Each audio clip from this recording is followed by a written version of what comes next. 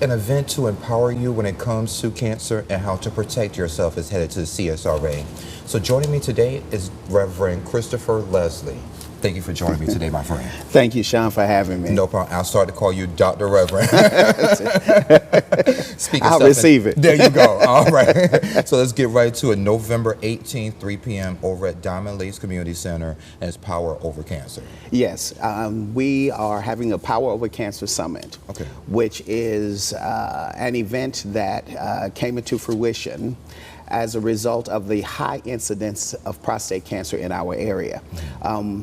I don't know if you know it, but there was an epidemiologist at Augusta University by the name of Xavier Moore. And he did research on incidence of cancer from 1999, I believe, up to 2012. And what he found out, there were hot spots in different parts of the country for certain types of cancer. Here in the Augusta, Richmond County area, Burke County area, is a high incidence for prostate and colorectal cancer. And so if we know that 1 out of 9 men are going to develop prostate cancer, 1 out of 7 men who African American will develop prostate cancer, the question is, nobody's sounding the alarm. And so what we want to do is to bring awareness of the high incidence and the high probability of developing cancer so that people can get early detection so that they can survive.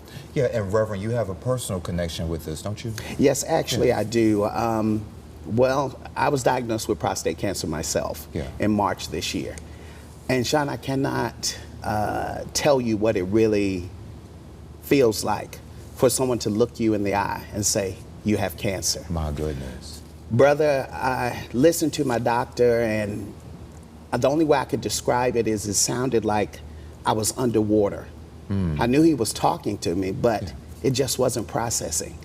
And the only thing I could hear was that I was going to die. And immediately, the only thing I could think about was my wife and my kids. And it terrified me. But God in his providential wisdom, man, I found out I had cancer on a Monday, but I already had a revival to preach on a Wednesday. And did you go? Yes, I had to go preach. And, you know, the sermon that I preached that night, the sermon title was I Choose to Believe. And when I got ready to preach the sermon, God convicted me. He said, you can't preach this if you can't walk it. So I choose to believe that God had a purpose even in my diagnosis. And so at that moment, there was a shift.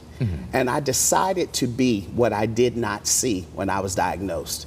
I decided to be a man who is willing to be vulnerable enough to say, I have prostate cancer. And to encourage other men to be tested so that they can develop this idea that we can survive. Because I believe my healing was secured on a cross called Calvary 2023 years ago. And so at this point, I'm just waiting for my body to catch up with what I've already received in the spirit. So did you always think you would be an advocate when it comes to this? Well, you know, the strange thing about advocacy, I received this as a calling. It's not anything I would have volunteered for.